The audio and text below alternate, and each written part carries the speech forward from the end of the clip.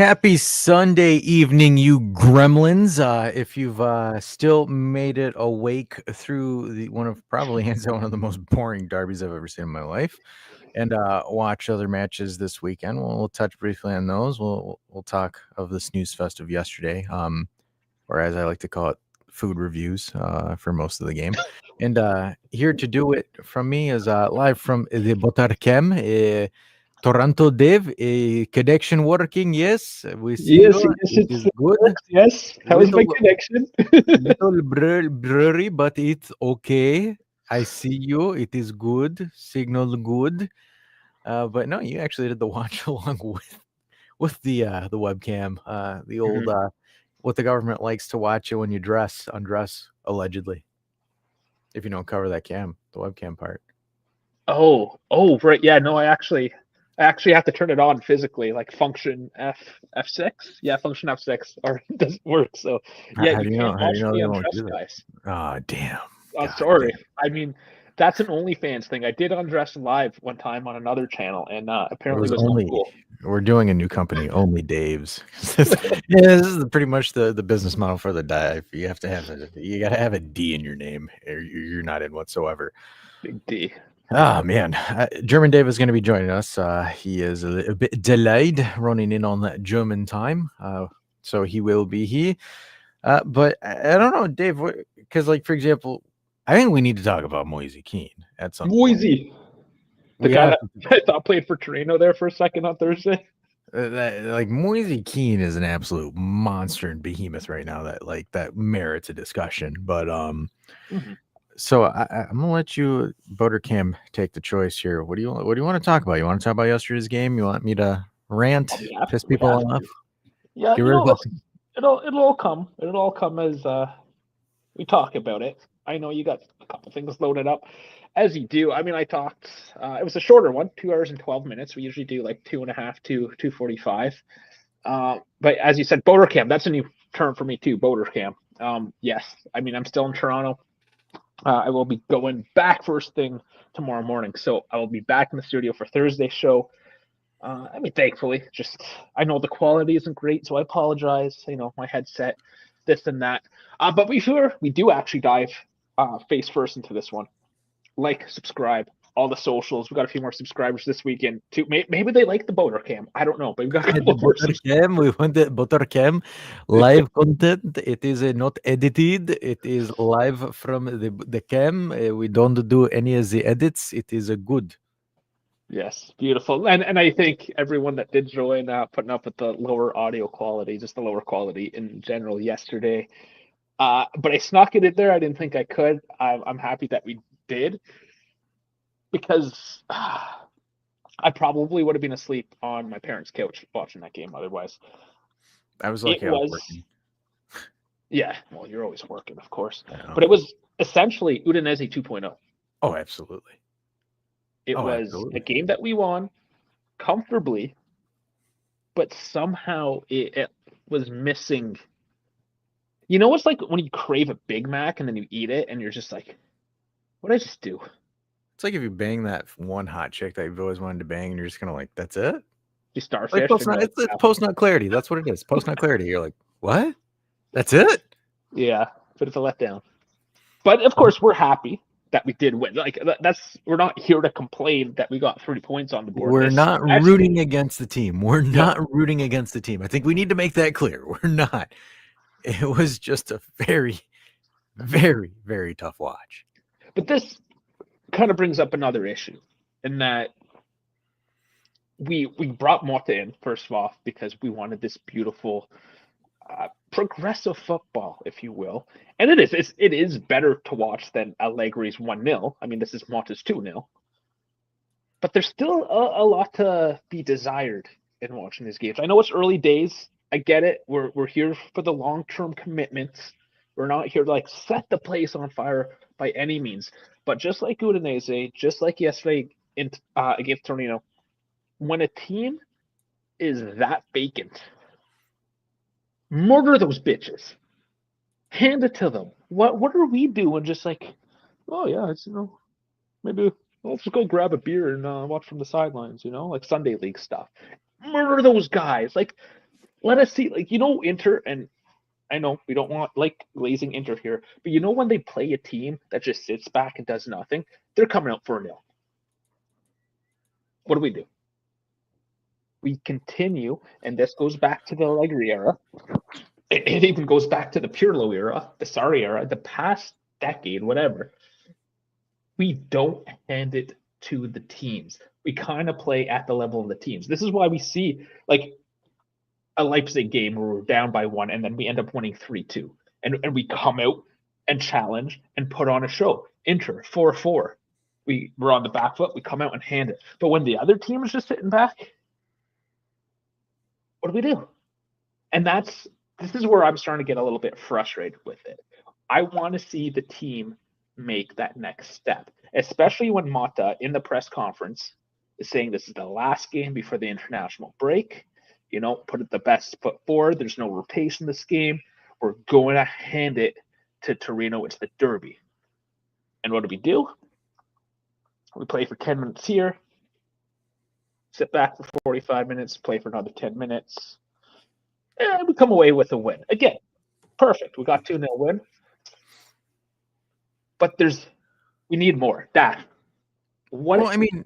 Dave, like, remember, you and I have been doing this for what, 2 years, 3 years now at this point? Yeah, a while now. Like, even when we were guest appearing on other channels, like, everybody was massacring Max for these kind of wins. Absolutely. Well, these style, right? Like, for example, sometimes Max will get 2-0s or 1-0s, right? Like, the way that this is going is just massacring. And again, we've moved on. It's a comp, guys. We can comp. We can compare. There's, like, I swear to God, if I get a comment here saying, move in, he's gone. Like, dude, we're comping. Relax. It's almost a similar ideal. The only difference is instead of being 45 possession, we have 55 possession. Like, you have more possession of the ball. So I look at it and it's just like, ugh.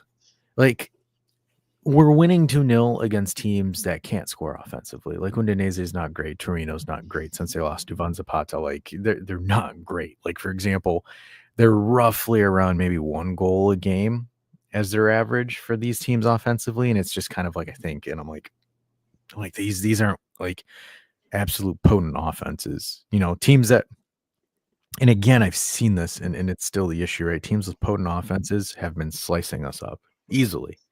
Mm-hmm. Again, like a 3-5-2, guys, like, come on. Like, if you're going to sit there and think like a 3-5-2 is absolutely going to come in and dominate you, you've lost your damn mind.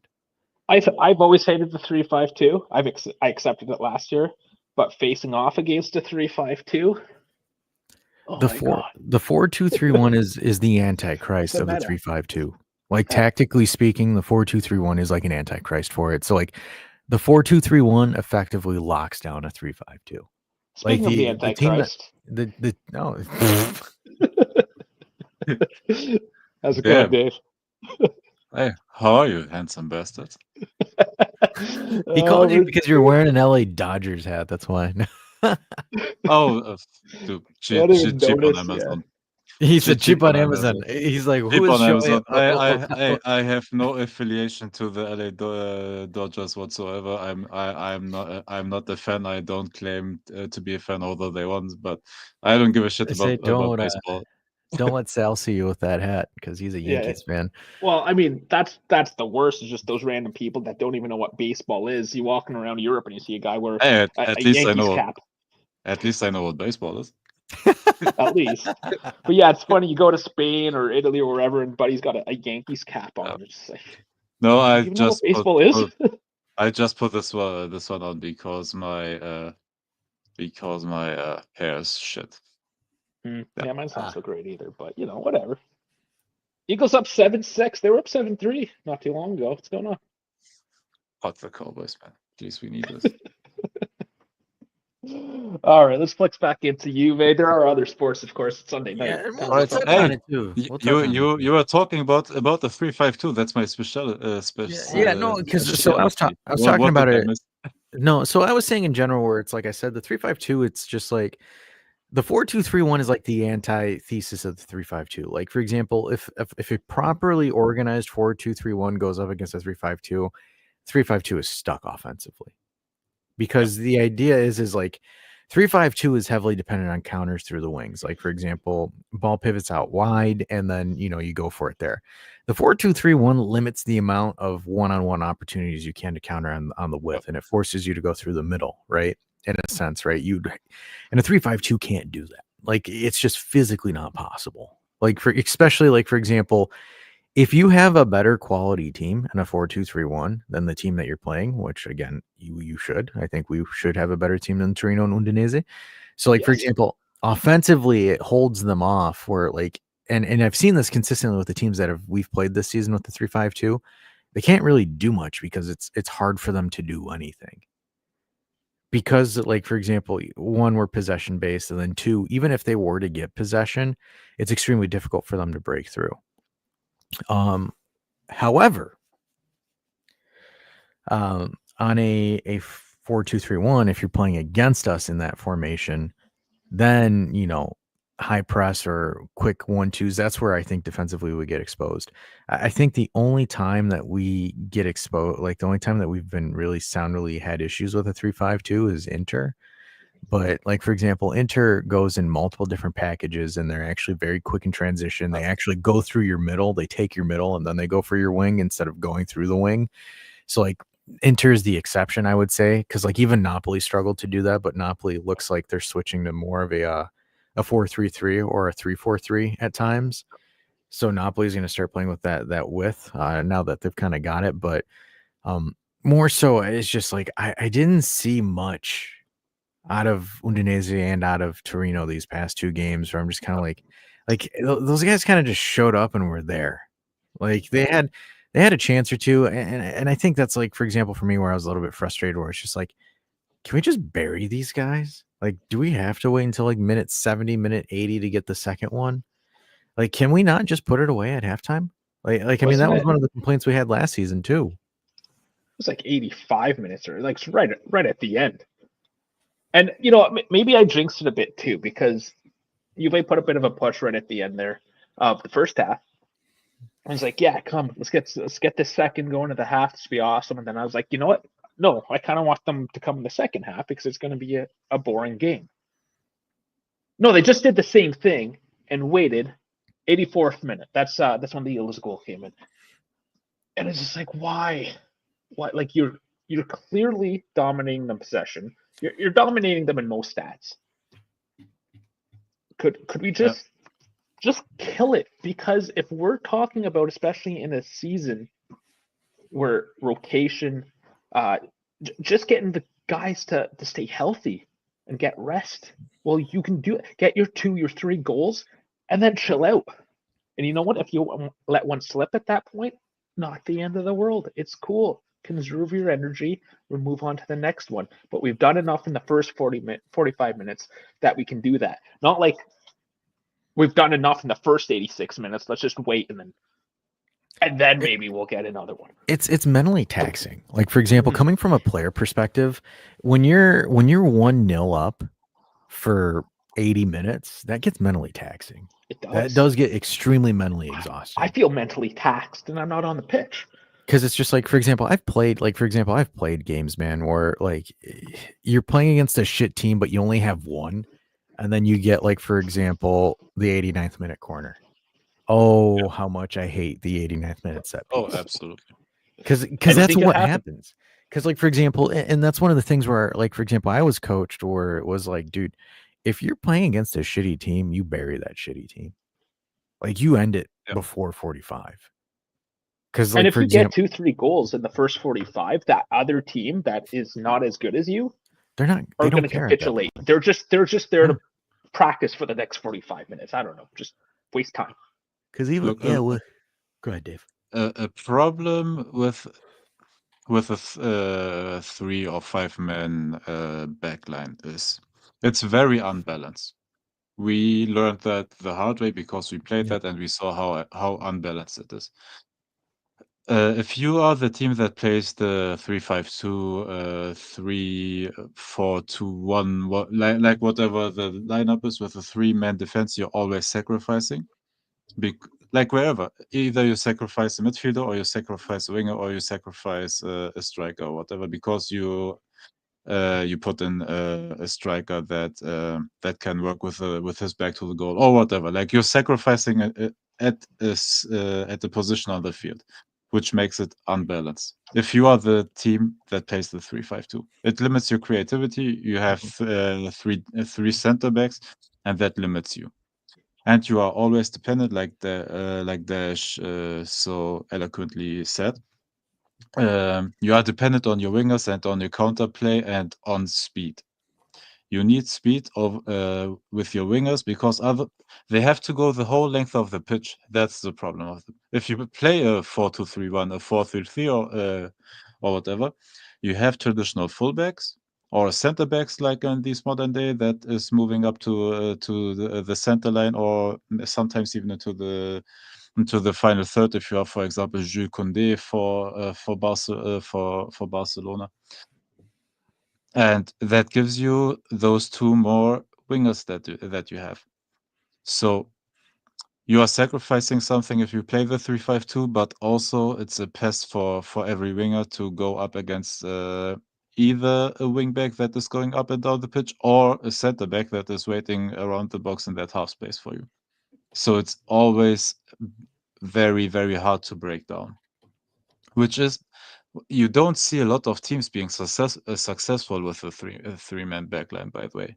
Like No. you don't see that as times because the chemistry you need in the squad, the squad composition, the playing styles need to be perfect, like it is for Inter right now, for example, or maybe the past couple of seasons, maybe not as now because the players are getting up there in age, you can argue, but there aren't a lot of teams that are getting the three-man back line correctly because of the balance that you need. Atletico's getting it barely done. Like a couple of seasons it works, couple of seasons it doesn't. Even Inter had a couple of years where it didn't work, and now the past couple of years where they assembled this core that they have or the spine that is working perfectly. Like it just works if you get the right players, but usually it doesn't work offensively and is a pest to break down. As a scheme, like for example, for it to be a success, most of the time when you've seen this kind of defense be successful is when a new coach comes in January and implements it, because it's hard for other teams to adjust midseason to a team that's never done it before, and then they're doing it right. Like for example, Roberto Di Matteo with Chelsea. Switch Chelsea to a back five or back, in theory, a 3-5-2, similar concept, and Chelsea won the Champions League. Same thing with Tuchel, right? Did it at the same time. Both came into January. For example, Conte has found success in Serie A and the Premier League. And I mean, like, for example, if you use the Premier League, he did it for that one season for Chelsea, and it was unheard of to play a 3-5-2 in England at the time, and won the Premier League. After that, adjusted, completely nosedived. I think with Italy, you can get away with it, per se. I think Inter, in my opinion, when it comes to the 3-5-2, I think Inter are a fair anomaly with it, because you looked at Inzaghi's Lazio with a 3-5-2. It went up until the wheels fell off. And even then, it wasn't consistently good. So I think you've got the right mesh of players to run that system at Inter, which makes it effectively. But in general, it's just, I've never been a fan of it, never thought of it as an effective system. Because look at it with us last season. First half of the season, dominant. We're right there with Inter. Second half of the season, everybody figured it out, completely nosedived. Worked So till it's just, January. yeah, it's just not a good tactic, in my opinion. And Roma are looking for me and German Dave to take the new managerial job. Hey, let's do it, man. Manage Dude, Roma. at this point, dude, we were surpassed. Do 4-3-3. I'll play Dybala as a false nueve, and then next thing later, I'll get 1 point more than De Rossi, and then everyone will call me. I'll be on IFTV as one of the best managers of our all time. Go. Dude, Dash, you're the coach and I'm the sporting director. Let's fucking go. So, Roma, if you need a manager, Roma. It's interesting though, right? Because the team we beat yesterday did a lot better when they had the coach that just got fired. Roma are an absolute mess. And that's really the question. They fired how many coaches now? At what point do you stop and just think to yourself, we're the problem? Yeah, I was going to say, it's that whole locker room, the whole thing needs a reboot. The culture there is terrible right now because of what's going on. Like, for example, if I'm a player, fuck that. I don't want to play for Roma. I don't even want to take it seriously because, like, Roma have great players. It's just you go from De Rossi and then you go to Juric and then you go back to, like, could you imagine? Because, like, for example, right now, Pirlo's on that short list. Like, could you imagine Pirlo going back to Roma? That team is getting relegated in a heartbeat. I wouldn't want that because that would just sully his name Oh, more than it already has been. He has no credibility. He got sacked by Who's next? Sampdoria. He got sacked by Sampdoria for how bad he was. And that's already B Sampdoria, not Serie A Sampdoria as well. You know, there's still Juventini on the internet or on X that are still thinking that he's a great coach. I mean, Just like how those people said, just like the same people that debated me about Montero being a great coach. He's going to get fired as well. They lost again We today, by the way. we literally saw him for 2 games, and all he preaches is Grinta, but no system. No system. It was a mess. Chiesa scored a good assist. Chiesa. And it's just like, okay, fantastic. Chiesa needs somebody to yell at him, though. I think that's what that was about. Chiesa needed to stick up his ass. But, like, that's where I'm just, like, sitting there. I'm like, good Lord. Chiesa has to get fit first and help Mo Salah. The brother is playing night in, night out, 90 minutes on the right side. And the Yeah, Champions League and the Carabao Cup and the Premier League, they have Chiesa help a brother out. Could you imagine if, speaking of it, could you imagine if he gets loaned to Milan in January? Okay, so what's the source of that rumor? I'm just saying hypothetically. I think there's nothing to it. It's IG. It's IG, Dave. It's nothing. Yeah, I didn't think there was much to it. But let's just say, sure. Or to make it even more. Just fun. It's just a fun rumor. Or just to just because I want to be a monster here. Could you imagine if he gets loaned to Roma? Oh God. That's Sule's spot. Just as Dybala gets injured, Chiesa's hopefully fit. Like a front three of Dybala, Sule, and Chiesa. Hey, imagine. Oh my God. Massimiliano I just looked at the next row. Dash Massimiliano. Max is the next manager with a front three of Dybala, Chiesa, and Sule. No, a 3-5-2, and with Chiesa second striker. That would be something wild. Roma can't afford him. I know that, but no, they couldn't afford him. Hey, they have to sell Sule for 10 million, I guess, because they tanked his value. Yeah. Oh, absolutely. Well, and everyone was saying that and everybody said we cheaped out on him by selling him for 40. I'm checking this transfer market, see if they've updated his stats. You know, speaking of really bad moves, Moise Kean, 11 for 14 right now. I know this, but all of us agree that, like, it's not just the management and everything. Honestly, I think it's a case of a player going to a team with barely any pressure. He can play freely. He doesn't have the pressure of the shirt, not the pressure of the fans, not the pressure of making actual good music because we were laughing at him. Like he's completely free there, and that's why he's shining. And honestly, I hope the best for him, but I don't think it was a mistake to sell him. Dude, he literally didn't score. Look, his value's gone up. Yeah, from 14 to 18. Yeah, but the problem is Milik is. Yeah. No, but the problem with Milik is, like, he is on the books, or he was on the books, and he injured himself, and you couldn't sell him, and you had to decide for the guy that is like half fit to sell that guy. That's the problem. Like, if Milik was fit and we earned those couple of million, I don't think we would have sold Keane. Honestly, it just like in it's hindsight, just the case like Milik was injured. He missed the World Cup, and that's it. Like, in hindsight, it just looks like terrible business. Why? The reason why is because, like, for example, we sold Keane for 18, and then it's like Keane, becomes Capicanonere just because of F us, and then he gets sold for like 60, 70 million, and then we're stuck with Nico Gonzalez, who can't even play, can't even be fit. Yeah, no, and it may happen. Honestly, like, I'm sad if it happens, but honestly, I hope for him the best, because, like, I think all of us always thought highly of him. We always knew, like, he has all the talent in the world.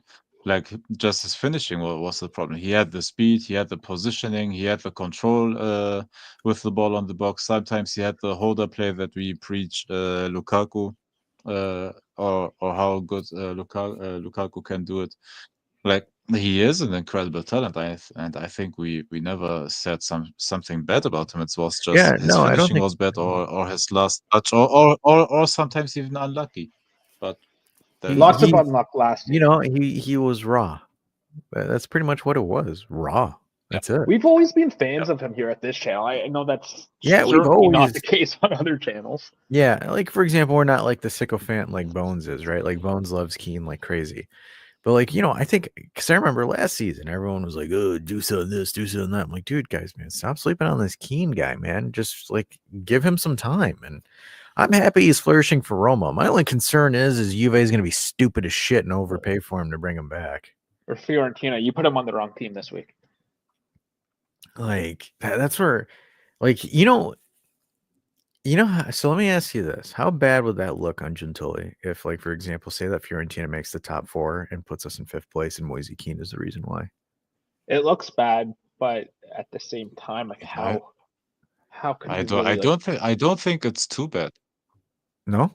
I don't think it's too bad. No, I don't think at all, because you have to consider the situation we were in the past 2 years where we had him, and number one, he was injured most of the time. Like, he had a tweak there, a knock here, and a knock there, and whatever. And when he played, like, he didn't score for us.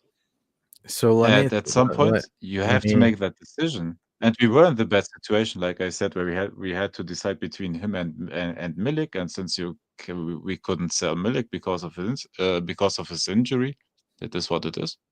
I think if Milik was healthy, I think they would have kept him. I like that's why like, for example, I'll give that kind of grace. I think if Milik was healthy, they would have moved Milik and Yeah, kept Kean. that's what I'm saying. Like, if Milik was fit, we would have sold Milik and we could have It's kept just like, Keane. for example, I think There's that small of a margin monetary wise between what we could have sold. How much did we sell Keane for? 18. So, and Milik would have brought us in 7 to 8, or there were talks the Saudis maybe would have paid 10 or whatever. And those 7 million, I think, like, if we wouldn't have given a shit about that, like, if Milik was fit and we could have sold him. I think so. What would the irony be if, like, for example, Kean beats Dusan in the scoring tallies in Serie A this it's year? very possible at this No, point. it's hilarious, of course. Because then it's just like, whose fault is it? It's nobody's fault, Dude, though, really. Like, how do you it's say that? It's Dusan's. I mean, like, for example, I'm saying, like, at that Here we point, right? go. I knew you were going to bring this one up. No, Because of the no, money. but like I'm saying though, like, right, like, for example, because it's 4-2-3-1s. Both teams play a similar system. Palladino again, kind of like a Mota light-esque, but I think Palladino is a little bit more offensive. So it's like I sit there and I think to myself, I'm like, if he beats him this season, holy smokes, man! Like, that transfer fee and that contract will be one of the biggest, like, pain in the asses. Like, it's like, oh my goodness. So Keane currently second, and Ratigui in first, which is Pull I think everyone was linked with him. pull up the detailed stats for that, Dave. Click the top score detailed stats, because it'll tell you. Look how many penalty goals he has. Ratigui 2 of the 11, Moise 8 or 0 0. penalties of the 8. Look at number 5. 7. Oh, you want me to go do number 5? 6 goals, 3 of the penalties. And we talked about this on Thursday as well, though. We even have a short about it today. I'm not going to touch on that anymore, but like I just look at that. And then, like, for example, I saw that it's beating a dead horse. It is, right? It is. It's just the issue is we're so goddamn financially locked on it. Yeah, because that is what my argument was in Discord. I don't think that is his fault. It's on the management who gave him that contract, who paid that money. Yes, you are right in in the sense of with the money that we paid for him, that is money that we could have used for something else, for example. But in the end, we didn't, and we are in this situation. But it's not because of him; it's because of the management.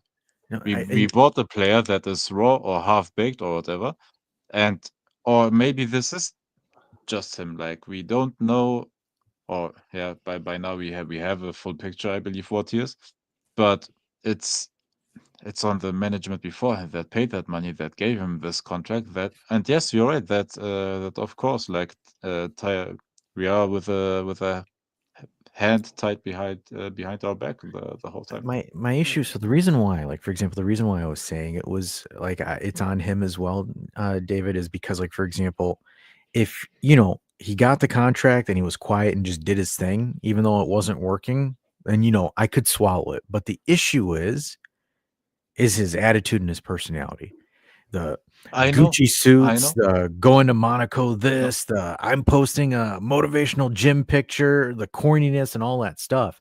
That's where I'm like, okay, dude, you're talking, but you're not producing.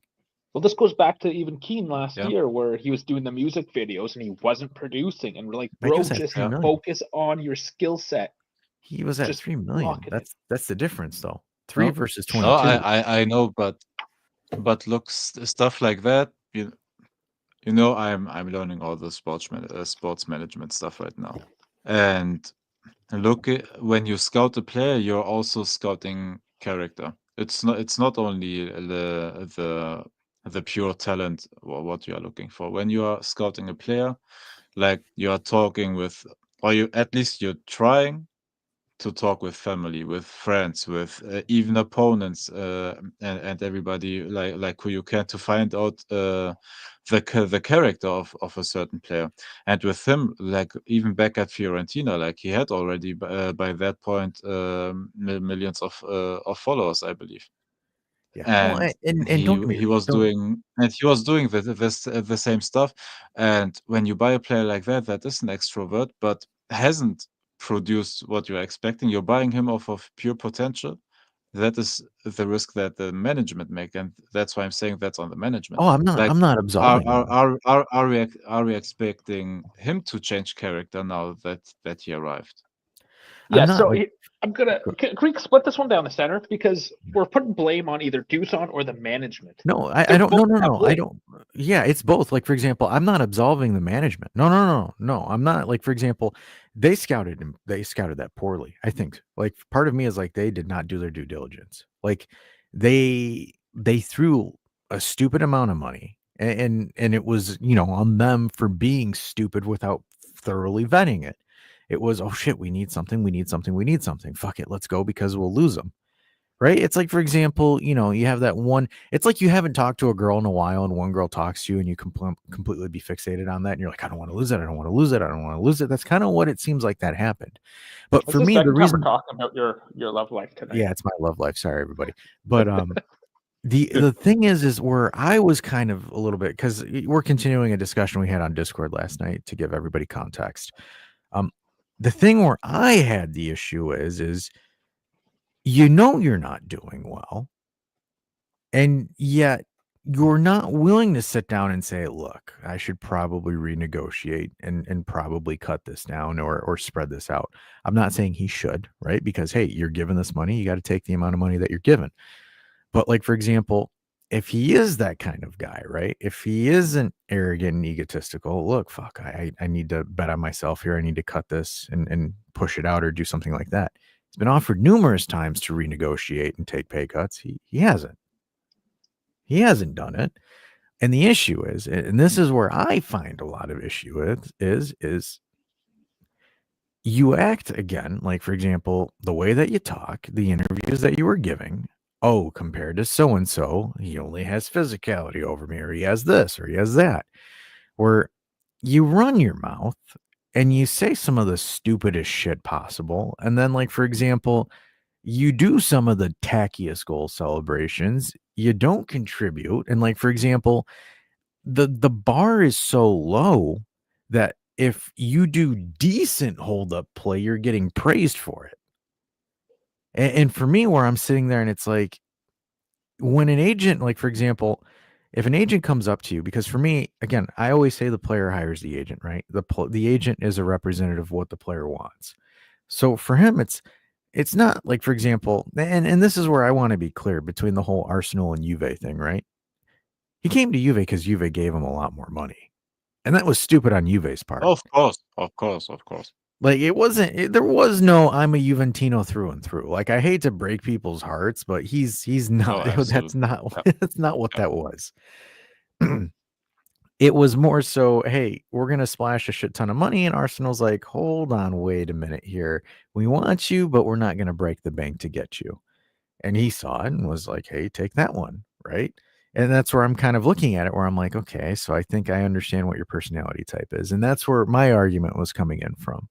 Because, like, for example, I'm not okay with us saying that, oh, he had a decent game building out, or he had a decent, off the ball game. That to me is, I'm sorry, you're not getting paid to be decent. You're being paid to be a game changer. And in Serie A, no offense, but you have 3 penalties that you didn't earn, and you've only scored 3 from open play. Guess who scored more than him in half the time in open play? Timmy Weah. Timmy. And we got the Timmy thing is way down in our soundboard, and I think he needs to make a trip up to the top of it. And like, for example, and the other thing too is like, and you can tell, like, for example, some of the players that came in, that money isn't absolutely bonkers, because, like, for example, say what you want about Douglas Luiz, but he's making less here than he would anywhere else. In terms of the teams he would actually go to. Yeah, and the teams that he actually would go to. So, like, for example, you can penalty this or he sucks this, but Douglas Luiz wants to be here. He wants. No, he wants, because if Aston Villa wanted, I believe honestly they could have done the deal with somebody else. Oh, anybody else. Dude, they took like half decent talents from us. Like they could have taken those talents from anywhere basically who was willing to do that deal. And I don't think that there are a lot of teams that would say no to Douglas Luiz on those terms. So that's why I think he pushed for the deal to come to Juventus. Because it is a pay cut from the Premier League. That is a sizable pay cut.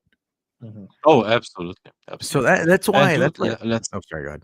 Let's not forget he had like a season before, or the summer transfer window, like double-digit goals and assists. Yeah. Yes, and they had a 70-something million offer from Arsenal on the table. And he refused that, and they refused that. And he would have gotten a pay raise from Arsenal, because Arsenal would have paid whatever, because they are chasing Manchester City. And Aston Villa as well didn't want to sell him to a direct opponent as well, because Aston Villa started, that was the year they started getting better and better. And last season was when they finally got to the Champions League after. Sorry, I forgot how many years, and it was like as well thanks to him, because he performed incredibly well. Yeah, and that's why I can't. It's hard for me to be harsh on Douglas Luiz. Like, it's the injury.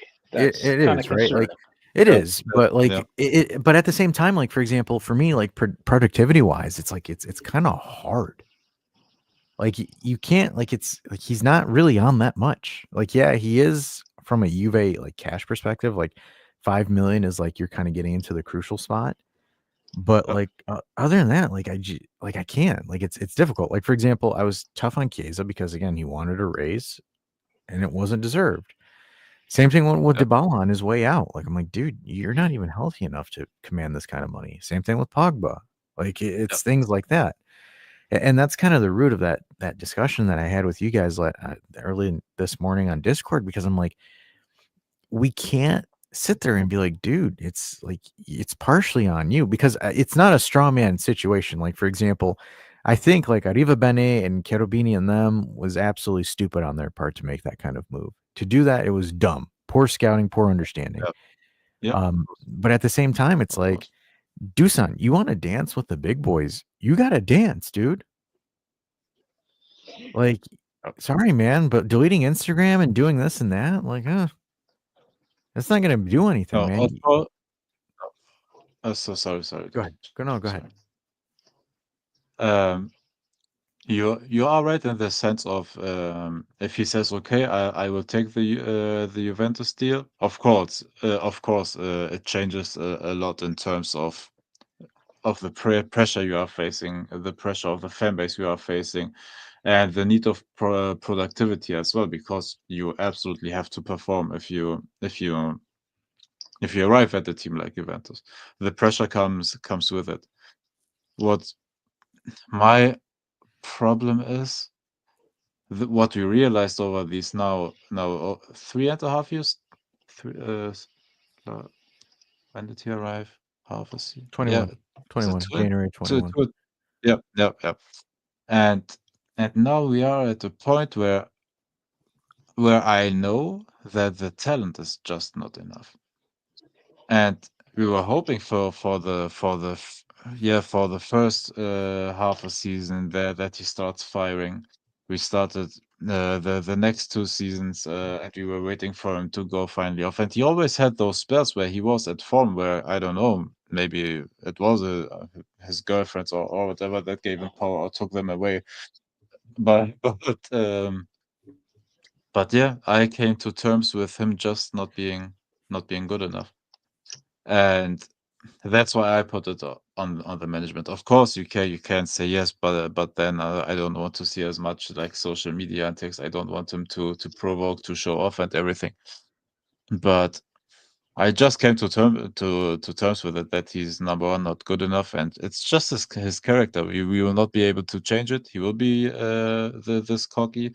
He will do the cocky celebrations. At this point, like I'm just taking it until like hopefully at some point we reclaim some of the value we paid for it. I hope. That's why I'm not making a fuss about it. And like, and one of the things, like I mentioned last night too, and I kind of want to illustrate to folks, who are just like, well, if we can find a $5 + $2 million a year striker, everything will be solved, right? And the problem is with it currently as it stands, because honestly, because like, for example, the reason why, because we'll segue into this, is because I think the team looked better when he got subbed off, as far as a lot more free flowing and a lot more dynamic. You've spent 80 and the 22, and then to get a striker on that kind of salary, you're going to have to spend north of 30 million, 30 to about 60 to 70 million to get a player that you're going to pay 5 million a season. Why? Because the comps are Coop Myers and Douglas Luiz, right? Like, you're getting that tier player, and it's extremely foolish for one position to have that much money invested in one position. We're not Real Madrid. We cannot do that fiscally. So right now the issue is we're locked fiscally until something happens. Either he completely pops off and does what we want to do, or we can finally move him and get something like Jonathan David, right? Because Jonathan David is that 5 to 2 million, or 5 + 2 million striker. Because his value would be what? If it wasn't his last year on his contract, Dave, I would assume what, 50 million to get Jonathan David? 50 to 60? I'll look that up. I don't know if it's quite that high. Let's see. David. Because normally you take his value and you add 20 million, I would assume. Because 45. there's always, so he's at 25 currently? 45 on transfer market. So it's still at up 45. there. So so roughly, see, I got it. But like that's what you're essentially looking at, right? And then, like, for example, it says 45 on there, and then say again, this is like, he has still more years on his contract. That easily goes to 60. Easily could go to 60. So you cannot, like, financially, you can't invest in that. So it's just frustrating because, like, for example, we're going to continue to see games like this. We're going to continue to see moments like this until something happens. Either A, he changes, but he hasn't changed in 3 years, and B, you just stop playing the guy. The reason I say it is because, like, for example, I watch Conceição, I watch Kenan, and I watch Timmy Weah as your front three, and that looks way more dynamic, does way more. You see more out of it, and they can come at you in multiple different packages.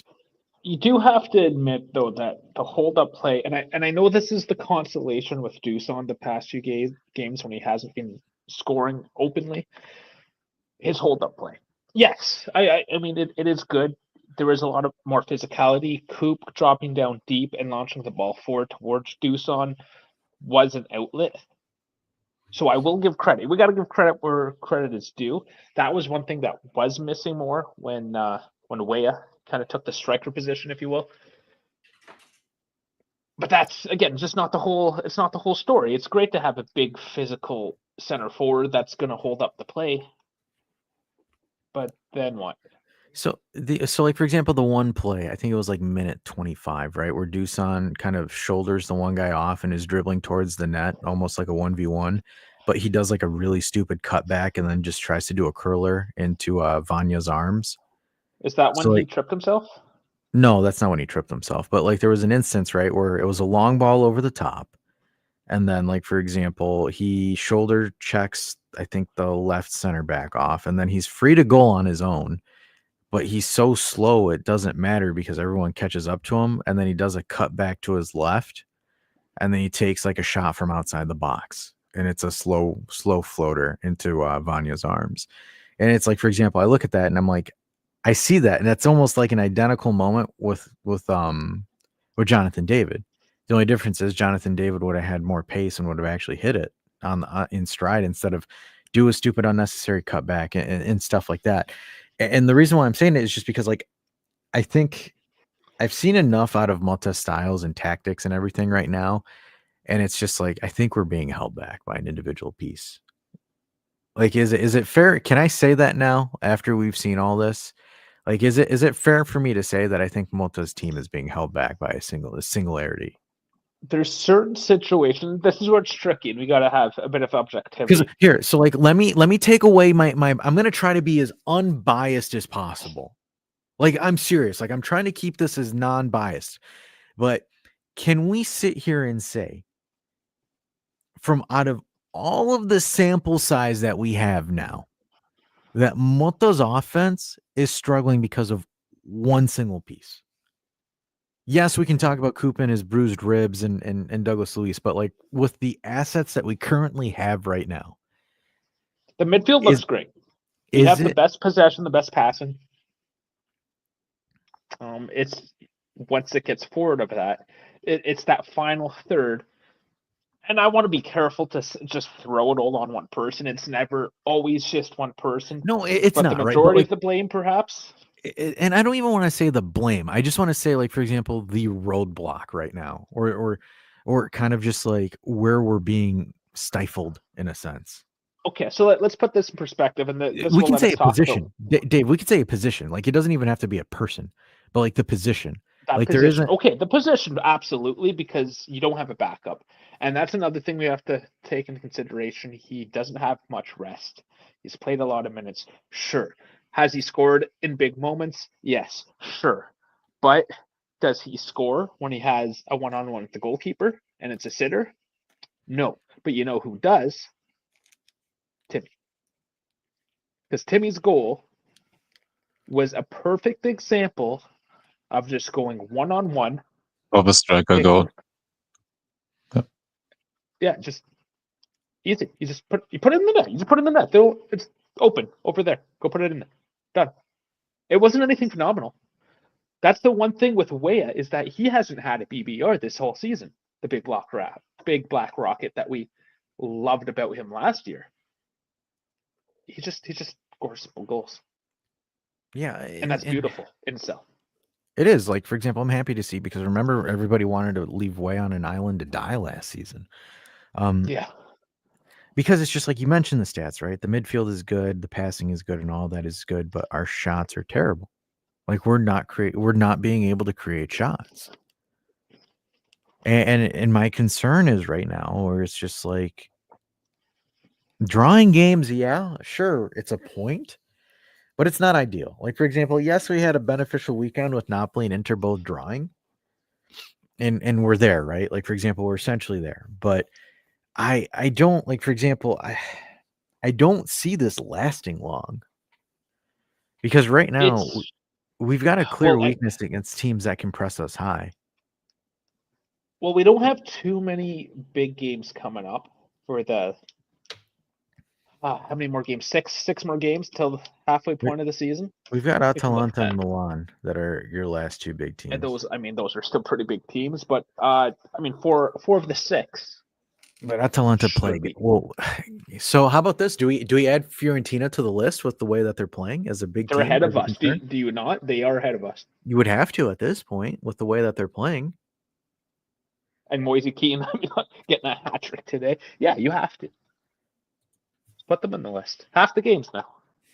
Regardless, like if we can turn this around, and you can honestly say this about every single team from 1st to 7th right now, that it just be more consistent, be better, maybe defensively, or maybe be better offensively. Whatever for us, it's be better offensively. Yes, we had a couple stinkers defensively, but overall, we have the best. We have 9 clean sheets. Like we have the best defense.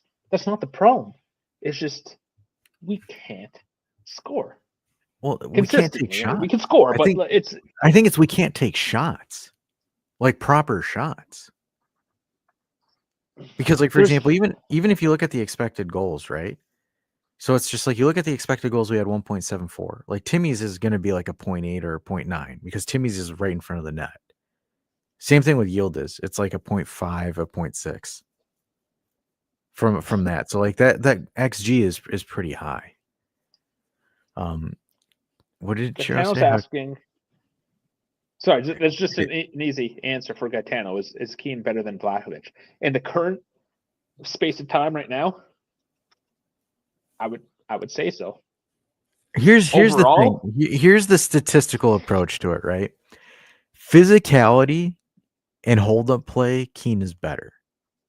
That sounds bad, but finishing, I would say Dusan would have a nose above him, or should have a nose above Keane. He gets those screamers, right? That's the thing. Dusan gets these screamers. Yeah, like as far as that, like as like wonder goals, I think Dusan has him beat. It's tough to say, right? Like for example, Keane has the physicality, the hold-up player, the big physicality aspect to his game, where I think Keane can drop down, play passes off, and do stuff like that. Keane's got the ability to beat people off the dribble. He's always had that. I just think he likes Keane's beating always people off, eh? He does. Because that's where I sit there and I think like part of me is thinking like, and this is where I made the argument last night where I'm like, I have to, like, I'm desperately waiting for Milik to come back. Because I want to know situation, because just injuries in general. We're waiting for a lot of dudes to come back. Because I want to know, is like, what is it? Is it like a system issue? Is it a positional issue, or is it a who issue? But here's the thing: he does get wide open, and I'm surprised he haven't completely gone off on the fact that he did trip himself yesterday trying to get a shot off, and that's not the first time he's done this. When you're one-on-one with the goalie. Who else is there to blame? Who's only 19? No, I think he's saying that Keane's not overall, like in his opinion. Because, like, for example, here's the thing: like Dusan has a higher ceiling but has a lower floor. Interesting. Oh, Chiro as well. How could we be weak against a high press and low block? Isn't it weird to be weak against both? Yes. It's for a team of our stature. You want to know why? So here's the issue. Here's the correlating issue between both of them. You want to know the best way to beat a high press and a low block is quick passing. We don't have that. We have good methodical passing. Yeah, we don't. I would say once Coop attempts it. I'm not gonna lie. He was dropping down really low yesterday, and he had these rockets going forward. If we had more of that, if Dougie got healthy, I think we would have more of that. Coop is the only person. Thuram right now. Sorry? Coop is the only person that can do those passes right now. Yes. But we also saw Thuram the past couple matches just charging forward. Who was it yesterday? I think Loka did it a couple times. You do start now seeing these from the midfield, this push down through the center. I don't know if that's confidence, if that's team instructions from Mota, whatever it is, but we are starting to see a bit more of that breakdown on the low block because our midfielders are just pounding through the center. It's a lower percentage, of course, but sometimes, and I said it, I think it was against Udinese there, where you just got to win a penalty. Just get in there and dribble. Make something happen. It doesn't matter. Just start charging. And we got lucky in Udinese. But yes, to suck at both, it just goes back. Yes, overall, offensively, things aren't always there. They're not horrible. No, it's not. It's just not where they should be. Horrible. It's just not where it should be after a few weeks, right? Like, for example, I think defensively it's decent. There's no issue there. Like, I think defensively we can hang our hat and say, okay, great, we've been able to keep teams away from scoring. It's just offensively where I'm like, we have really good, like we lead the league in possession and passes, but we're not by a margin. Do you think Artigui is better than Deshaun? Another question. No, I don't think so. He's having a great season. It's the Atalanta system too. Retegui is the flavor of the week. But Atalanta as well, they're all offense. They're all attack, and maybe that system is just working beautifully for him right now as well. Again, overall, well, because you look at Retegui and you look at Lookman, like both of them are already in double-digit goals. Well, Atalanta's kind of firing on it's all cylinders. The whole it's team just how they play. He's the flavor of the week. Like, for example, if Retegui goes somewhere else, he's not producing those numbers. I don't think so. But for instance, if you put him into Juve, would he? No, absolutely not. I don't think he would probably be on 6 goals. No, I think Retegui would struggle. I don't see him doing well here. Again, like the only striker that'll do well in this system is a striker that can check to play runs, open up the field, and do stuff like that, right? That's the only striker that I think will succeed. But like a Retegui, even a Kenan, like I still think, like, despite, like, for example, how well Kenan is doing at Fiorentina, I think Kenan would still probably struggle with us here tactically with the way that Kenan plays. It's also a question. It's also a question of mentality, and I don't know if Kenan, like, he showed it for a couple of seasons that he didn't have the mentality to be the main striker. Like, we had spells where Vlahovic was missing, like, what was it, a spell of 4 games sometimes, yes, he had even those, the lower back injury, he was 1 game in, 1 game out. Like, there was plenty of game time for Kenan, and that it just didn't happen when he was playing. Look what the problem with sorry to go back to that conversation, because I have some work stuff going on as well. Sorry. He is trying to be something that he isn't. So in Motta's system, either you are a deadly finisher that stays in the box that will finish the ball, either he's dead, or you are a pure creator like Xerxes. Xerxes is not the greatest finisher in the world. Like, no. He's absolutely not. But he is involving your wingers. He is passing, like, for if you just imagine Xerxes and Koopmeiners, how that duo would work up front, and how you involve your wingers, how you spread the wealth all over the front line, basically. That would have worked perfectly. Or if you don't have that, your striker needs to be a pure finisher with the chances that you create. And he's neither of that. He's half-baked, and that's the problem. And that's what... I wish I was half-baked. You're in Toronto, you should be. Hey, Ben and Jerry's half-baked. No, oh, man. And I said this when the Motta news got official and everything, or when we already were reading the reports last season that Motta will be the next coach.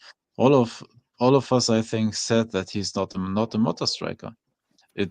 The striker type that he is, it doesn't work. He doesn't have the consistency to be a finisher, and sorry to say it, but his holder play is not good. Like, he has maybe 1 okay game in holder play, but he's not good at that. And he's been okay. Yeah, but okay is okay is not good enough. Yeah. Damn dash quote. Just on that one. No, and that is a problem if you are only okay in a team like this. For example, Marcus Thuram for Inter. He has exactly that package. He is a deadly finisher, and he has a good holder play. he can do both, and they got him on a free transfer from Borussia Mönchengladbach. Crazy. It's good business by them. So the other player I think we need to talk about, because I've been seeing it. I've been seeing people get mad and say Coop, or he hasn't done anything as Coop.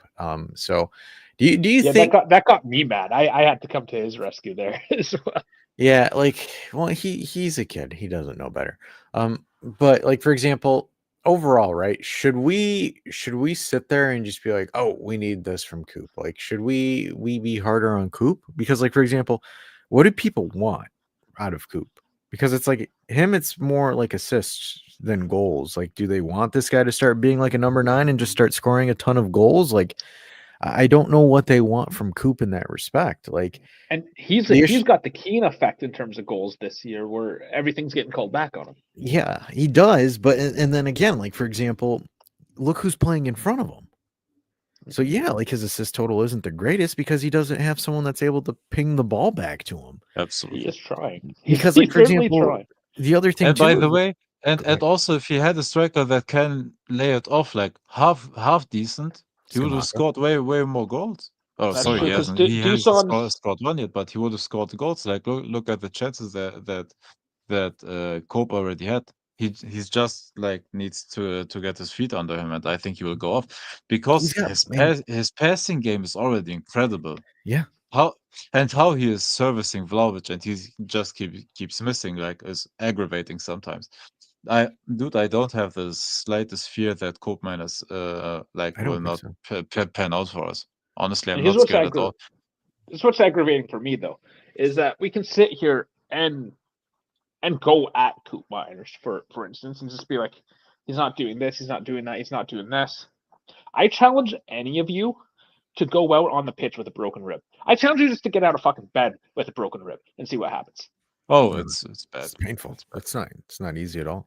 This guy's playing Serie A, top tier football, with broken ribs against other physical, strong third-year midfielders. By the way, yeah, and you guys are here. Oh, he's not doing enough, dude. You would be in bed. You'd be crying for your mother for another bowl of soup as you cried into your pillow. Like, that's how much that shit hurts. And he's out there playing matches. He couldn't even sleep for 3 weeks laying down. He had to sit up, and he wasn't even getting any sleep. That's the thing. He came off not even sleeping well, not even being able to eat well. He can't laugh. He can't sneeze. You can't do anything. Your whole life's ruined, essentially. Your quality of life is in the dumps. As soon as he was able to come back on the pitch, and he's back on the pitch. And he's still one of the best guys on the pitch. He has to wear a vest. He has to wear a legit vest for it. And then people, oh, he's not doing enough. Fuck you. He's not doing enough. He's doing more than any of you guys. I wouldn't be able to do that. I don't think anybody here would be able to do that. We're not tough enough. We're not elite enough. Yeah, give Coop his due just for that grinta. Because, for example, that's where I'm just a little bit boggled. Everyone's just like, oh, man, Coop's not doing well. I think this guy's a bust. And it's like, what do you... In what regards? Like, assists? Yeah, he's giving plenty of passes that a certain someone shanked. It's like, what the hell is he supposed to do? Like, he organizes everybody, just kind of like Chiro was saying. Like, he's, hey, go over here. Hey, move this, do it, adjust there. It's like, he's essentially the leader on the pitch offensively. And it's like, what more can he do at this point? Like, he's doing whatever he can.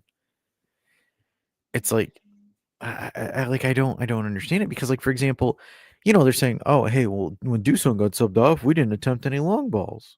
Moto's system isn't a long ball system. That's where I get irritated. Okay. There is no crosses. There are no long balls. It's short, decisive through balls. Except for when you are switching sides. But that's it. Exactly. Except when you're doing a switch. But when it comes to the killer pass or the penetrating ball, it is not a long ball. He doesn't do that. And that's where I was just reading it. And, well, yeah, we didn't do long balls after Dusan got subbed out. And it's like, he has to do it because Doofus can't handle the short play. So it's just like, I sit there and it's like, because you look at this, right? After, in the second half, Juve's offense was a little bit more fluid. There was more consistency of chances that were coming through the field, per se. Like, we were essentially having decent spurts of spells and stuff like that. And then we ended up getting the other goal. So it's just like I look at it and I'm like, yeah, that's how his system is intended, to hit you fast, to hit you without realizing. And that's how they score. 2-3 passes tops. Pragmatic, possession-based football. That's what it is. So Let's it's just talk like about that other goal. the piss rocket by Chico into Yildiz's forehead. The birthday goal. It was Alexander Del Spiero, but it was, man. Sorry, let me rephrase that. It was ADP's birthday, and we all know Mr. Kenan is his favorite player. He even told the astronaut to I step. swear I heard Alexandro Del Piero. I swear that's what I heard. Alexander, no, okay, get that out of your head right now.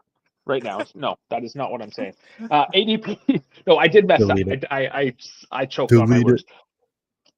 But Ken Torrey as well on the female team. The female team rocked as well this weekend. She also did the whole tongue thing. But I'm just impressed. So whenever this kind of thing happens, it's my star's birthday. I'm gonna go out and get a goal for him. But usually they have a trash game. They're trying too hard. I even thought Yildiz was probably trying too hard throughout this match. And then in the 84th minute, that quick counterattack with that nice little cross into the box with Weah splitting the defense, getting them a little bit, wondering who and where they should cover. And there's Yildiz. Just like Supermaning into that ball almost. Like he got some airtime getting into that. And man, it's the birthday goal. We should all be celebrated. I just want to shift into that because honestly, it was finally, after 84 minutes, the cherry on top of this match. That's a great goal. You move in, quick short cross across, header in. Like great goal, great positioning. Like, that's what you like to see. But You're saying, wait, there's no crossing about the ball. Sometimes you just got to cross, and inshallah, that does happen. Yes, it's not like No, it of doesn't course. exist Hey, whatsoever. if you have a player wide open on in that yeah, left half space, of course you it's cross not it. the first read. That's what we're It's trying to say. It's not the no, first read. no, cross and inshallah is something different to crossing to an open player. Like it's That's Kostic. something. Yeah, Kostic was crossing inshallah. But it's not like that at all. Honestly, that looking back now that we have that comparison, the crosses that we do have, because we do a lot of crosses. It's not that it's not happening, but it's usually something like Chico bombing in really deep. Away is doing that as well. And you're almost like right at the line. You're running out of space. You come in nice and tight, and you just rocket one in centrally. So like that's really the only time you see it, because like for example, you look at like Max, right? When Max had it with Kostic, like the first thing Kostic would do when he received the ball is just loft it, cross it into the middle. Like that's all he would do. Where it's like, for example, with us, they look, see what they got. If they don't got anything, they regurgitate possession and they send it back. Like that's what they do. Crossing is not the first read for this team. It's not. It's maybe the third option when, we've got pace and we've stretched their defense out a little bit. Maybe we'll throw a ball in the middle of the box. Like that's what it is. Like, for example, the moment Kostic got the ball in the Max system, he's lofting it. Not even taking a touch. Ball goes to Kostic, cross. Ball goes to Kostic, cross. Yeah. Like that was the first read. That was the first option every single play. Whereas like right now, it's okay, let's go out wide with Yildiz. Does Yildiz have an isolation that he wants? No. Okay, Yildiz sends it back to Cambiaso. Cambiaso sends it to Locatelli. Locatelli switches it to the opposite side. Do we have the option there? Yes. No. Yes. You try to penetrate. If not, you send it back and it gets regurgitated the other side. That's how Mota, they recycle possession. They maintain it. They're not just going to say, okay, I've got the ball all the way to the furthest point on the right. Fuck it. Dusan's there. Let's hit it. It's not how they do stuff. Not at all. They look at it for sure opportunities or for sure options if they're going to send something in like that. Like, for example, Chico sees Yildiz is on the back post run. He puts it there for Yildiz to hit it. Like, that's the only time, again, because Chico's first option is take someone on and dribble into the box. If he doesn't have that option, he'll look to recycle. If he doesn't like that option, then he'll send it in. Like, crossing for a Mota team is the last option offensively for him. The reason why is because you're susceptible to counters. Yep. Because usually, if you have to cross the ball, it means number one, the crosser is high up the field, and number two, he is looking for a player that is as well high up the field, which means you have two less players in the back. Yep, and then you have something what I like to call the big old gap. And also, by the way, perfect example of what we are talking about. Did any of you watch Liverpool versus Aston Villa? Yes, I did. How did the two goals happen? The cross no go good and counter on the cross. Yes, one corner. One was a corner kick, I believe, that immediately went towards the counter attack, and the other one was, I believe, a short corner that that then became a cross as well. Counter. Liverpool scored both goals off of crosses. Yeah. Yes, of course, you have more players in the opponent's box because it is a corner. But still, like when you play a team that is very strong and counter-attacking that Liverpool is, and you have the speed of the front line with Luis Diaz or Gakpo in the second half with Darwin Núñez up front and Salah and all of those guys, like they will kill you. And it will cost you if you cross in the wrong moment, lose the ball, a defender heads it maybe directly into the run of a player that is already sprinting ahead. Like, yeah, it's easy to concede. Yeah, because like for example, teams don't understand how to break through that, right? And they send their paciest players forward, and then you get left with a gap, and then they just completely take you out at that point. And every time, I love watching Aston Villa because every time Emi Martinez plays keep, I always watch him play like Oh absolute my dog God, have shit. you seen how Nunez hooked him? Oh yeah, That felt. Oh my God, that felt good. And it was Darwin Núñez, a brother that can't. That's maybe an even worse finisher than Vlahovic. But he has great hold-up play, and his passing is incredible and everything. Like he's just a bad finisher, but he has everything else. yeah, but God, it was so funny because like he fucking Meg Martinez. It was so funny. Oh God, I'm sorry. I think for me, Emi Martinez has to be the most overrated goalkeeper of all Of time. course, man. He made a reputation on saving a couple of penalties and saving He that made one goal his from Kolo Muani. he made his reputation by humping the World Cup. Yeah. I mean, that was, and I loved him for it because he was basically You screwing did. off the whole, Qatari princedom, whatever those guys are with their robes, the guys that threw the cape over Messi. It sounds terrible, but like The he's effectively the Dusan Vlahovic of goalkeepers. of goalkeeper. Oh my God, that fits perfectly. Yes, that fits perfectly. Like, like I'm sorry, there's no way I can ever unsee that. I swear, Churro is the encyclopedia of football player nicknames. He's got them all. He knows them all. Yeah, He got doesn't them even all. use their normal names. Hey, and he got his own nickname, man. Chiro. Churro, yeah. And he got his own nickname.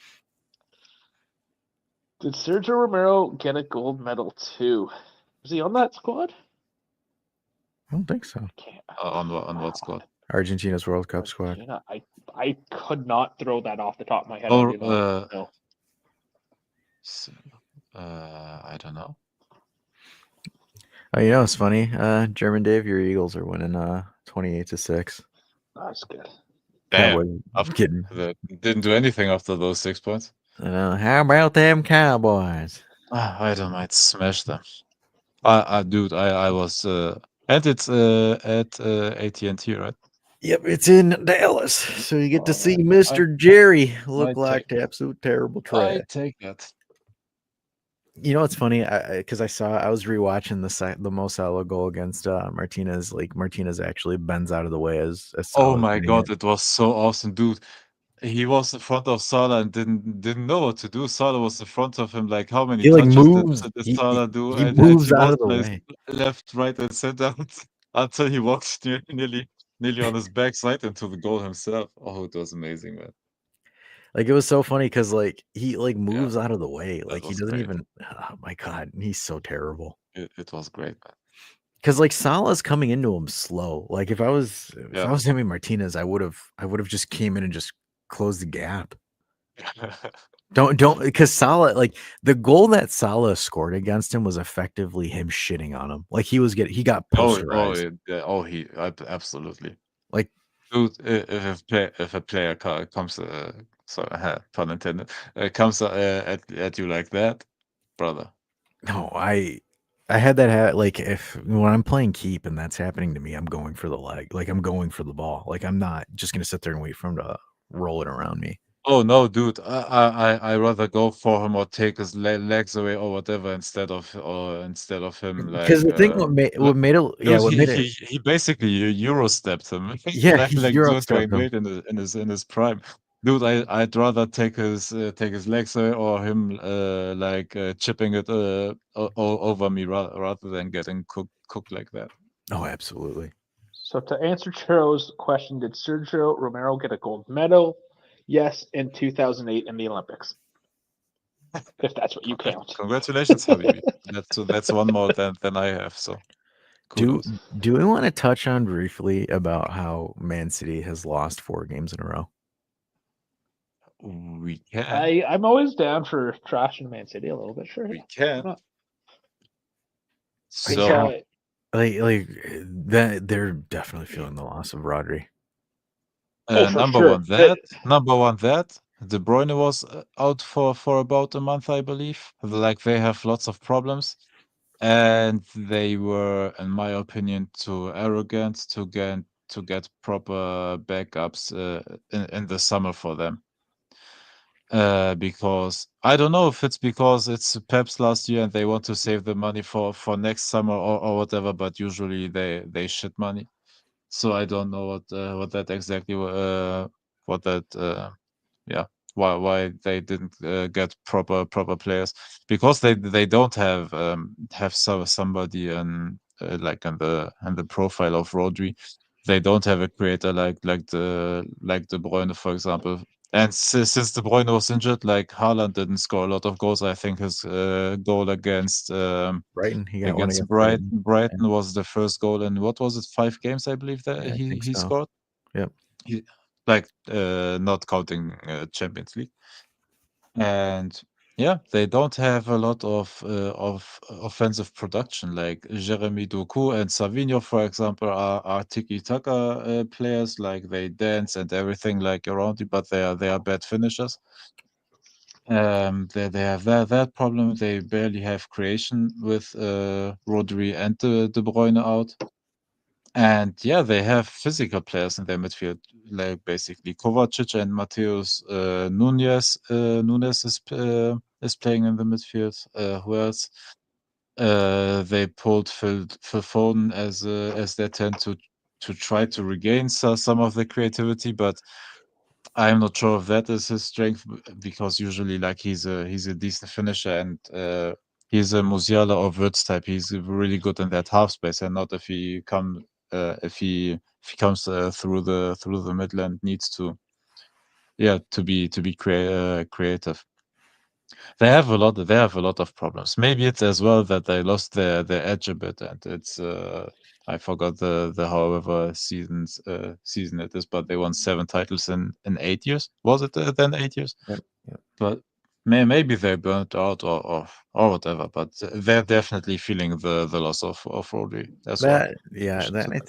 I also think it's an aging squad too. Like for example, like you say, and Gundogan, sorry, and they brought Gundogan back, and Gundogan is getting up there in age as well, and he doesn't have the speed to be that far up front and being a creative outlet as well. Yeah, it's the beginning of the end. Yeah, I think it really is. I think for them, it's the beginning of the end of a cycle. Because like I don't think 115 charges. Pep gone. Not even that, but I don't think they've retooled adequately. No, there's so many different things going on at the same time. Not retooling, injuries, Pep leaving, these charges coming down. Everything's going against. They're basically PSG at this point. Just give up. I think they're gonna. No, they will not give up, and I still think they're not out of this race. No, I No, I don't know, think but I so. want them to because because we don't like them. The issue is they have they are 5 experience. points behind Liverpool right now, and we are nearly at the winter time, and there are talks of them now buying Zubimendi. There are rumors like that, like they will spend whatever is needed in the winter right now to get back I there. And think they're Zubimendi yeah. is Rodri's backup in the national team, so I don't think it will be a nice fit for them as well. And as soon as they get their proper midfield going, I think they are dangerous even without Rodri. Dave, you and I got think a question? But yeah, do you know who I discount? Arsenal. our Berliner clubs not strong because they're clubbing all the time. What does clubbing mean? Sorry. Go to the Like disco. when you put that Euro Disco. trash music on, you take a Disco. bunch Go of to the ecstasy disco. and the disco, Oh, the discotheque. It's called the disco. Discoteca in hey, Europe. well, one Berlin team is decent, and my team, who was is in the second division, fighting for getting back to the first Bundesliga. Yeah. I mean, like though, like for example, I think with Man City, they'll like kind of cut off on them before I transition to the next game to talk about. For them, they've got experience, man. Like they're Yeah, always in it because of absolutely. the experience that they have. They Yeah. have that kind of like it's like Real Madrid in the Champions League. Like Yeah. you can't count Real Madrid ever in a Champions League game. Yeah. Even if they're losing 5-0 in a knockout game, they will pull some bullshit. Like it's like inevitable. The other team I kind of want to talk about, two teams actually, but they played against each other. I think Arsenal is not doing what they should be doing. I think Arsenal is struggling quite badly. And Yep. would we say that Chelsea is a pleasant surprise currently? Chelsea is a pleasant surprise, but if you think about it, the last 2 months of Pochettino, where he was the coach before he got gone, the squad started to come together. Like they started building chemistry and everything. And like all the players are nearly the same age, so the players have a good understanding with each other. And yeah, they spent all that money and they got great talent. Like that was never the problem. But yeah, Pochettino started getting the team to work around that time, and Somaresca like inherited that team. And now it's finally working. They have nearly everybody fit and back in the team. They lost last season immediately when he arrived, Christoph Nkunku, who they bought from Leipzig, who is incredible. And they got their team finally back. Like this is a surprise with how well they are doing, but not surprising that they are doing good at all. I gotcha. Like for me though, I think Arsenal are kind of struggling right now. I think they're kind of in trouble. Arsenal is struggling. Yeah. Like they're It's a 18 and close 12. table. Like No, other than Liverpool just no, sitting up there, it is pretty crazy. close. Hey, you look, Between third place 9th and 3rd, yeah. to 11th place at 3 points. It's not much That is difference than crazy. Serie A right now either. Like Yeah. it's good to Yeah. see tight races in the leagues. The only team that is honestly also in match quality the best is Liverpool, and they are also they lost one game and tied one game to Arsenal, and that's it. They won out every other game. Dude, except of Liverpool, like everything else is very close there. And Arsenal honestly got pulled back into a top 4 fight instead of a title race. And the fans are disappointed with the transfer window they had, because they brought with Mikel Merino from Sociedad, a holding midfielder, so to say, or a box to box. Like he's a hybrid in that sense, but he's not a creator. And the problem is they needed somebody to do the job of Ødegaard. Ødegaard got injured at some point, and they loaned out Fabio Vieira to, I forgot where they loaned him to. But he was the back of Ødegaard, and then Ødegaard got injured in one of the international breaks and was out for almost 2 months. 1 month and a half or something like that. It was the second to last international break we had. And they lost all their creative outlet. And in that time, honestly, Mikel Arteta became a terrorist in his tactics. Like He played for center backs, and when he got his center backs injured, he put Thomas Partey as a right back. And then Calafiori got injured. Then Jurriën Timber came back, who's a learned center back as well. Like it's crazy. And honestly, like if they didn't have Bukayo Saka as their only outlet because of his speed, and he's good at finishing and everything, it would have looked even worse. But now they got Ødegaard back. Let's see how they do. Let's see how they do. But honestly, with how strong everybody else is, sorry, Liverpool and even Man City with in their crisis, so to say, are better than Arsenal right now, and they're already 9 points behind Liverpool. And goal difference, like they basically need to make up for 4 games on Liverpool, which is hard. No, it's extremely difficult. Barring any crazy kind of collapse, I think Arsenal's effectively out of the title race for the time being. I think for them it's a top 4, which is it's disappointing. They showed promise and an opportunity, but Arsenal, and they made me look stupid. But at least my saving grace is apparently De Zerbi and Marseille are not getting along, and De Zerbi Dude, might resign. it's so Dash. It's so funny. This is literally a conversation in between Arsenal fans. Like if you watch Arsenal content creators, they said, "Hey, we bought the wrong player from Serie A. We shouldn't have brought the center back, and we needed a striker." And they say Vlahovic. He's available in January. Hey, Yeah, hey, honestly, they're saying the only missing Fuck piece it, player swap, we dude. need is a true number 9. Hey, we have Player one, swap. everybody. Shit, give us Calafiori, we'll give you Dusan. Yeah, but the problem is maybe they have eyes now for Moise Kean and Retegi, and yeah. Stop then, it. then we're Stop fucked, it. brother. Stop. But are they up for sale? I mean, Dude, we'll if see. they come We'll- with the right money at you, So hold on, let me get this right though. You said Marseille's not too happy with De Zerbi right now. No, they've been De arguing. no, Zerbi they're not too happy to him, and he offered to leave Resign. his job if they aren't happy with him. Okay, well He had a this is what I tirade. propose then, because I'm here for it. De Zerbi to Roma. Oh my god, fireworks! Fireworks! I love it. Just How for him to great get would that sacked. be?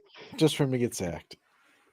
Well, he will obviously, but I would Fireworks. love to have him back in Serie A. Why not? Let's see what he's got. Gosh, ironically, it was the Lazio job that was super toxic, and now it's become Roma. It's crazy. It's crazy It's how the- Lazio has it's the become city. the stable job in that city.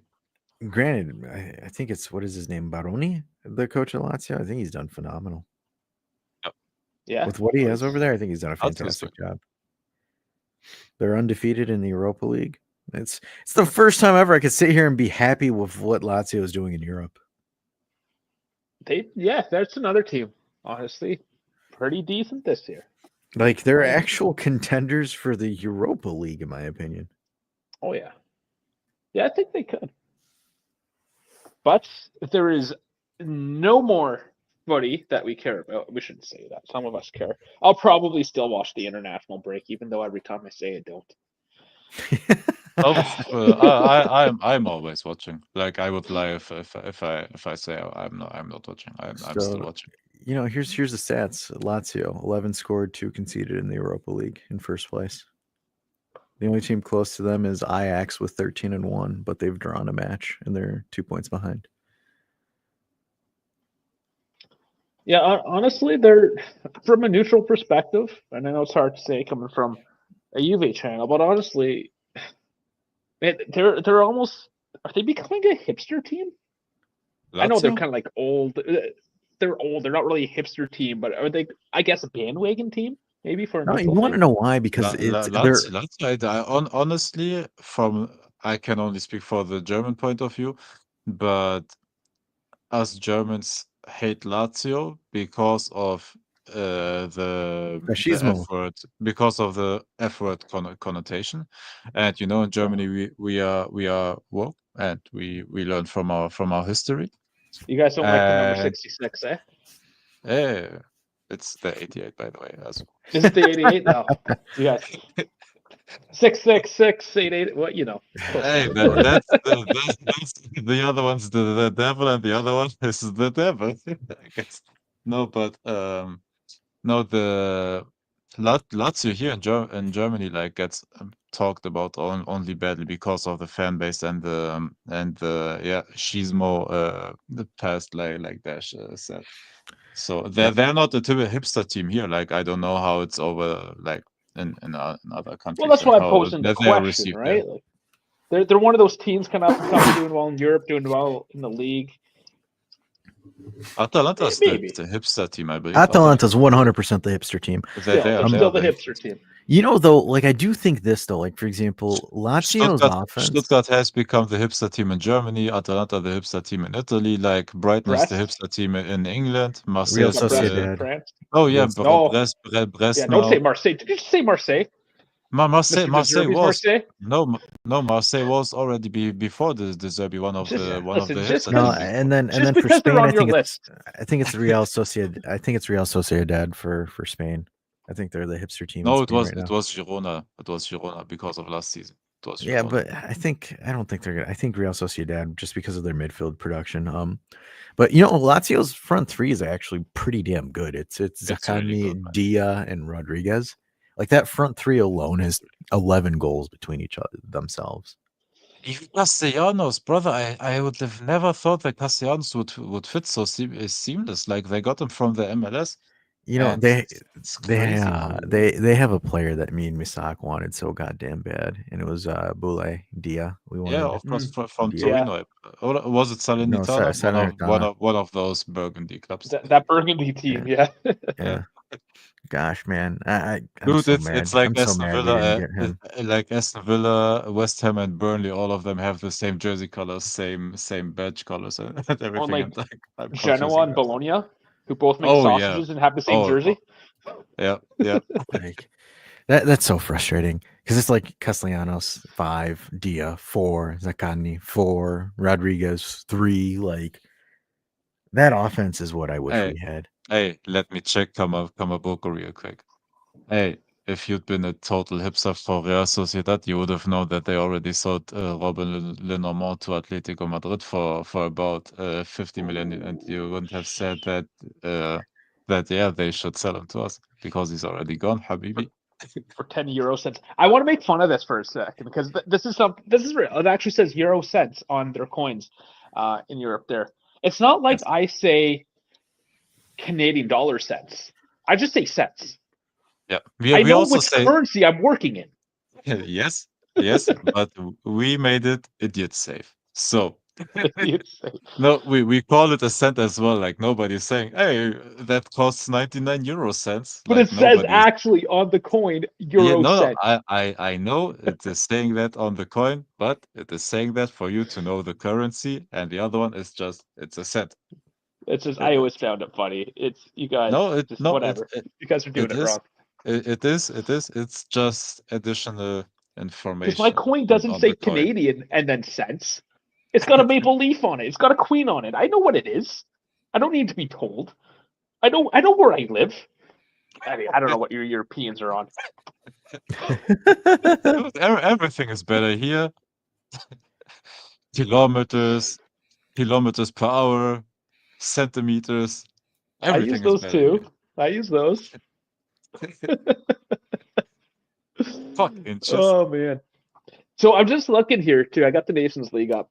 I just read a report today, France versus Israel. I don't know if you guys heard what happened there in Amsterdam. I heard it. Hooniganries. It's bad. What did you say, sir? Hoonigans. Oh, Hooligans. Hooligans. Yeah, hoonigan is It's fucking racist. Yeah, I'm it's not racist. even so sorry to say the R word. It just came up. But dude, fuck those people, man. Look, I don't want to hurt like any Dutch people out there. This is not attack against Dutch people in general, but all of you know the Palestine and Israel situation, and the Dutch government spoke out against Israel and are on the side of the Palestinian regime, so to say, Yeah. or however we I don't know. want to call it. I don't even know how you pick sides, honestly. And I don't even want to go into the situation or whatever, but the Dutch government like set it up that way that that the general public now is against Israel as well as a country, and on the side of Palestine, which is big. I was in Amsterdam just one month ago, and you see the Palestinian flags everywhere. So they made it pretty clear that they are on that side, and that's why, those attacks on the was it Maccabi Haifa or Tel Aviv? Tel I'm Aviv. sorry. Yeah, Maccabi why Tel Aviv, they attacked the feds there. Listen, Amsterdam, I love you guys. Maybe not agree on everything. All I suggest right now is to put your eggs in one basket.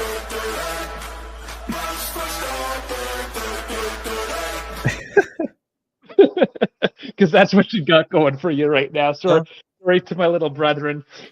And I know, like, German Dave, just give it up on Amsterdam. You tried twice. The last time the Canadians had to come and figure things out for you, so just leave them alone. Yeah. You're right.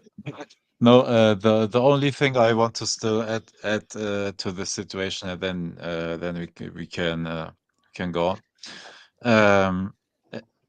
Do you read how many times people are writing in IG comments and on X and everything, keep politics out of football? And now the fucking fans themselves pulled politics into football by attacking the other fans because of their political view. Do you see I wish talking about politics. You should have a license to talk about politics, because the general population is honestly just too dumb to know what the hell they're talking about. I'm too dumb, and I know more than the average guy. It's called politicians, and not even politicians can talk about politics properly. So. Yeah, exactly. Anyways, the whole point of it is that there's going to be 4,000 French police officers at that match. So hopefully sort it out. Now, French police officers usually incite the riots themselves. By the way, France is in a similar situation as well, because France has a huge Muslim community. They are pretty spoken out against Israel as well, which is why why they need that many policemen. I mean, and I hate to say this, Dave, but like, I think we just all need to learn from Germany. It's just like, why are we fighting? Why are we taking sides? Why are we getting all worked up over it? Like, the last time we did this, it didn't work out so well. Yeah. Just chill. You guys need more chill. Yeah. I know last week America needed more chill, but Europe, guys, you need some chill. Oh, we still need chill. We still need chill. Yeah, who would have thought from the past that you will say one day learn from Germany? Yeah, I got to give it to you guys, though. You fucked up pretty bad. You did. But you're learning from it. But we're back on track. Yeah, you guys you're okay. Figured a couple things out. Yeah, learned a lesson or two. Yeah, just that. They started 70 to 80 years that we learned, man. It's because they started pumping in proper nutrients into their food, so you don't get those short, angry little ones that yell 9 all the time. Man, those are he was still Austrian. We just call them Austrians, not Germans. Dude, he came from Austria, man. We were just easy influenced by him. He was like cocaine, like the first time we had cocaine. Hey, and guess what? You want it again and again. Oh, man. All right, let's get off the politics here as we close out. There's one more person I want to make fun of, team person, whichever you want. Inter Miami, Lionel Messi. The whole MLS. It's funny because we're talking about playoffs in top tier soccer. They call it soccer there, so I'll use it. And Messi is out, and now Apple streaming services, he dumped I don't know how many hundreds of millions of dollars and betting completely on Messi. You got nothing. Your iPhone sucks. Your Messi sucks. Your Inter Milan sucks. You guys done fucked up. There you go. Inter Miami's out of the playoffs already? Yes, they are. Yes, they lost to Atlanta yesterday, I believe. In the first fucking round? Yes. Oh yes. Oh yes. But you know what? Maybe not such a good idea to get Messi's old friends who can barely walk into that team. You mean the Yes. guy they gave the Ballon d'Or because he won the fucking Dude, Leagues Cup? dude, I'm sorry, Inter Miami, but you did the same thing that Aaron Rodgers did to the Jets. You brought an old superstar that can barely move. And yeah, built everything around him. Got his old friends with him, his old receivers that can barely still walk and run routes and everything. Dude, the Inter Miami is the New York Jets. There you go. I'm trying to get the actual And they're bracket playing a here. 4-3-3, which is wild. You're playing a 4-3-3 with Messi and Suarez as your front two. Dude, and with Sergio Busquets and players like that in midfield still, which is crazy.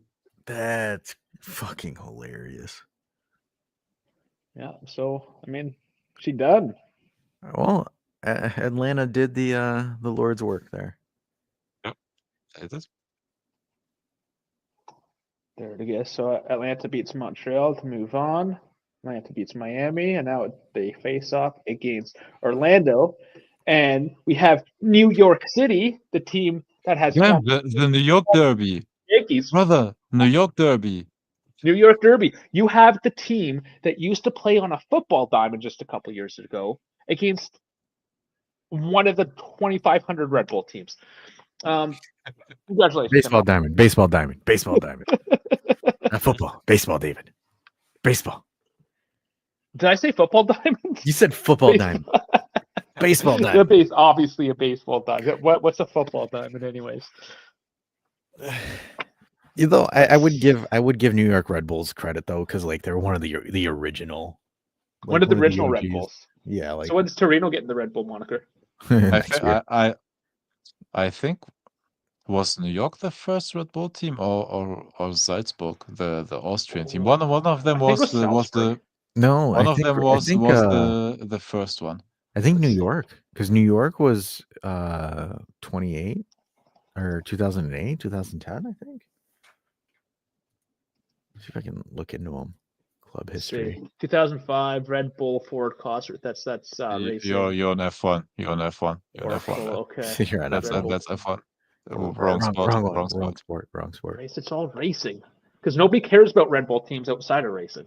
Okay, so Red Bull showed up in MLS 2010. So New York Red Bulls was around in 2010. I don't know if there's an easy way to find this. They have so many teams. What was the first Red Bull team? The Jaguar. Oh, back to racing. Okay. I don't know. There's no way to know.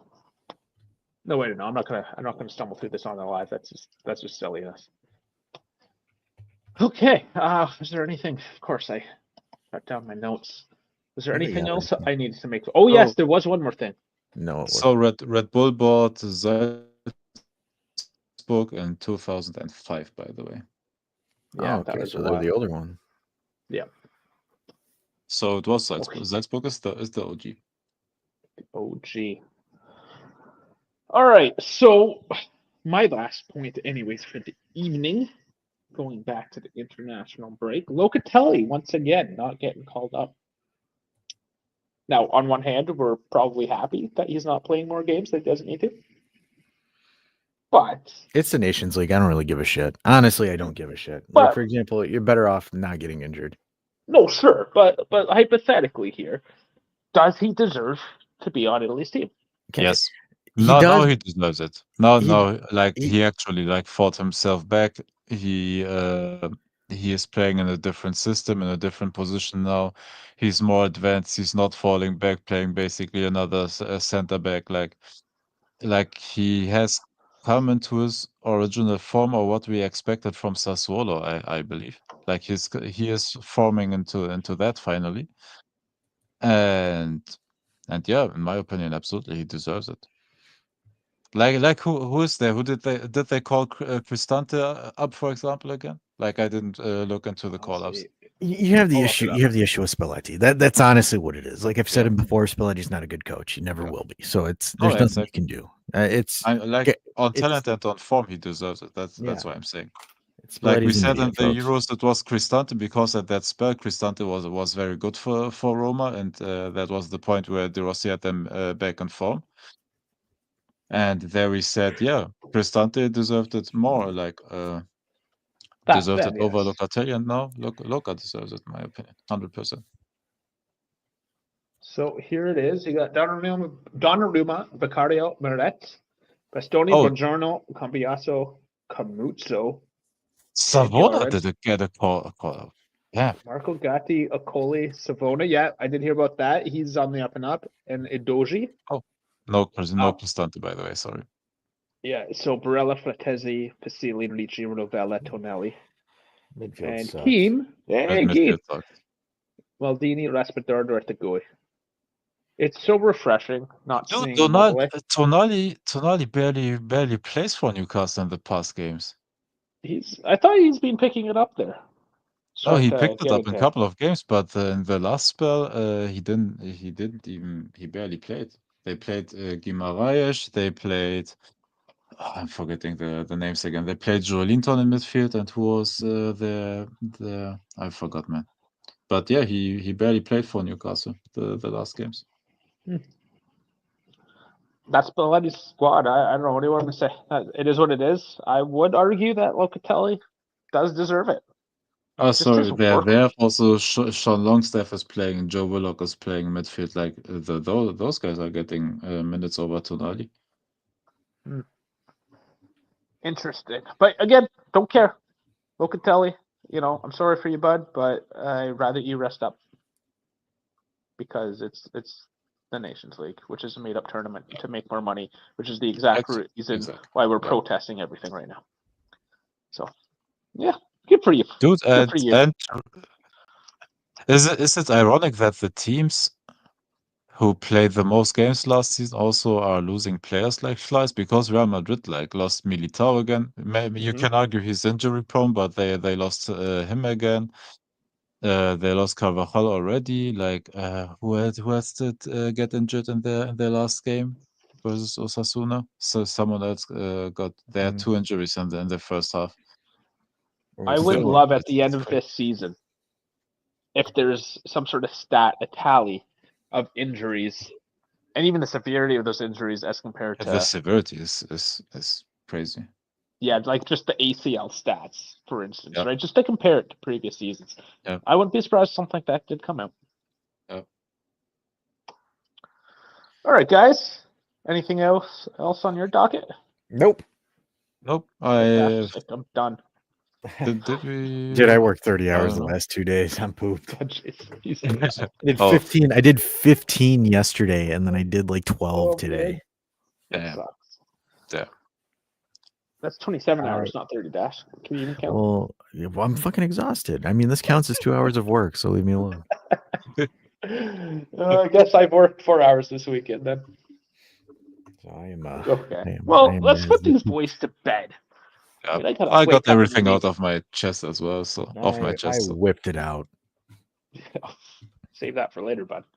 Nah, hey, just share with your friends, like and subscribe. Come on, get the numbers up, everybody. Absolutely. You just wake up and then your heart is just pumping. Boom, boom, boom, boom, boom, boom, boom, boom. Yeah, so those moments are crazy. Vlad's not even here, man.